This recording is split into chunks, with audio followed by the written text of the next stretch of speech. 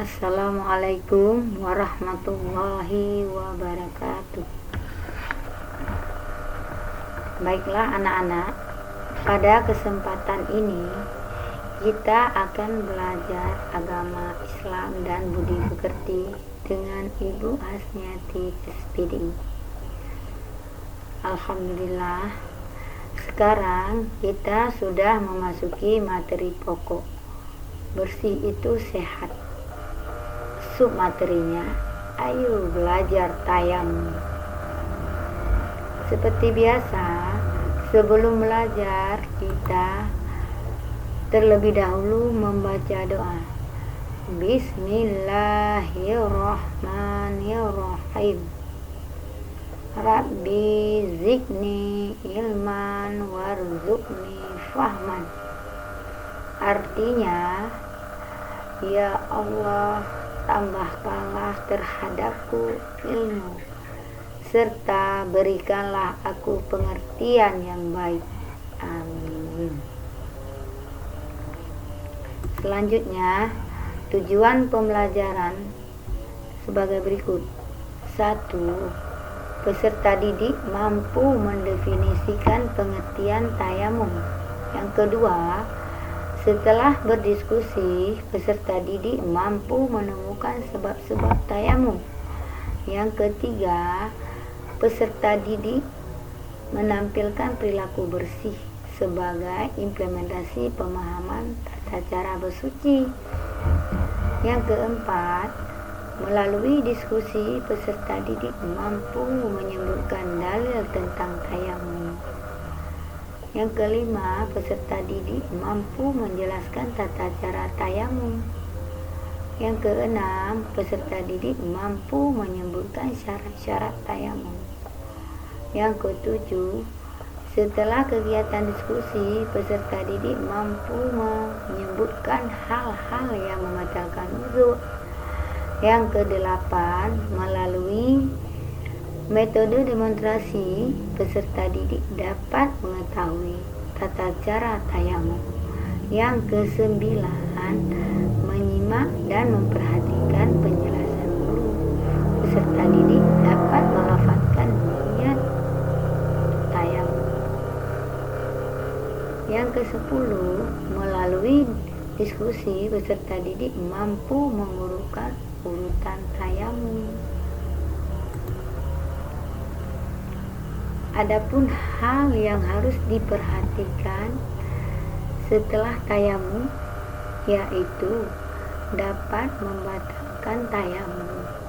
Hal tersebut meliputi menemukan air, bisa menggunakan air, murtad, hilang akal dalam berpikir, tidur, buang air kecil, buang air besar, kentut, haid.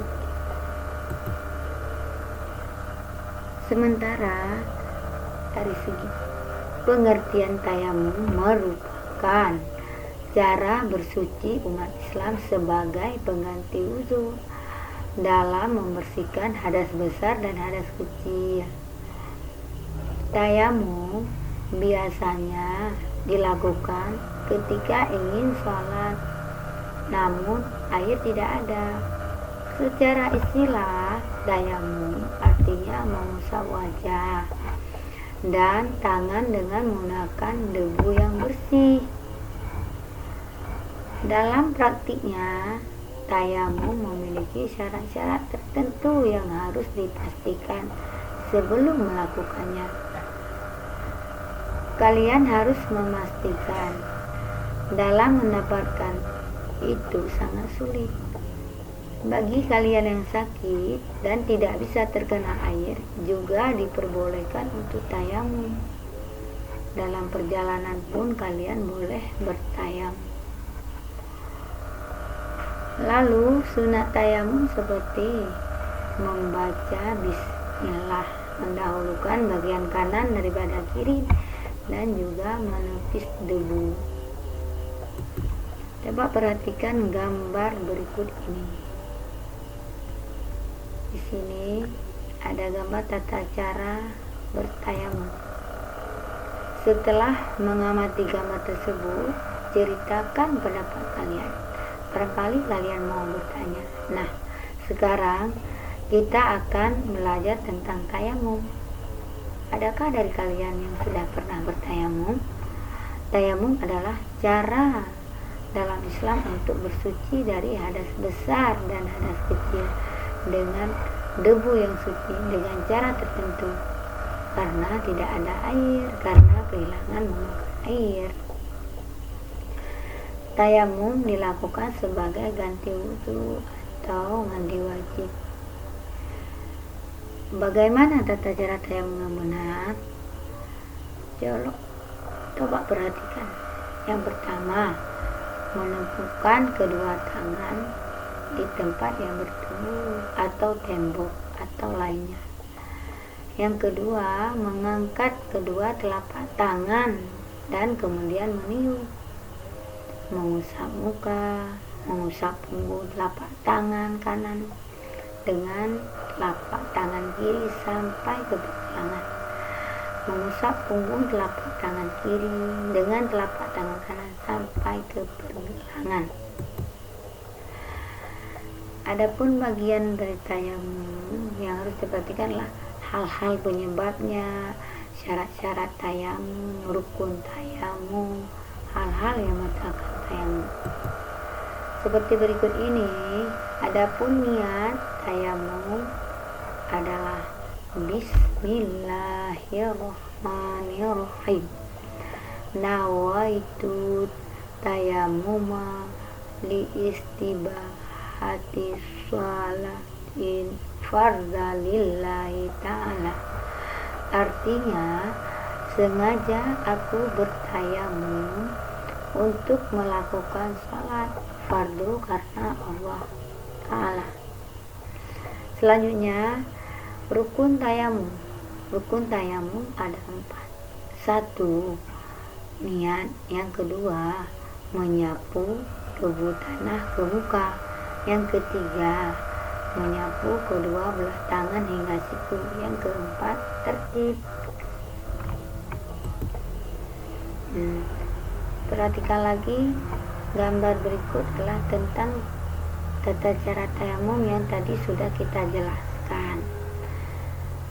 Selanjutnya, hal-hal yang membatalkan tayamum ada pada gambar berikut. Di sini ada gambar tentang kemarau yang tidak ada air, tentang musafir dalam perjalanan jauh susah mendapatkan air. Juga ada gambar orang yang kakinya tidak, salah satu anggota tubuhnya tidak boleh kena air, termasuk anggota wudhu. Jadi dia harus bertayamum. Yang keempat, gambar orang yang sedang sakit parah, memang tidak bisa berwudhu tapi dia bisa bertayamum. Selanjutnya, yang terakhir, penutup. Mari kita sama-sama menarik kesimpulan. Tayamum merupakan cara bersuci umat Islam sebagai pengganti wudhu dalam membersihkan hadas kecil dan hadas besar. Tayamum ini biasanya dilakukan ketika ingin sholat namun tidak ada air. Tayamum memiliki tata cara tersendiri untuk membuat tubuh kita suci dari besar dan kecil. Caranya mirip seperti wudhu namun mengusap bagian wajah dan tangan saja. Dalam praktiknya, tayamum memiliki syarat-syarat tertentu yang harus diperhatikan sebelum melakukannya. Tayamum memiliki rukun dan sunnah. Rukun dalam tayamum seperti membaca niat, mengusap wajah, mengusap tangan sampai siku, dan melakukan dengan tertib. Lalu sunnah tayamum seperti membaca basmalah, mendahulukan bagian kanan daripada kiri, dan juga menepis debu. Demikianlah pertemuan kita untuk kali ini. Semoga bermanfaat, terutama untuk saya sendiri juga kepada kita semua.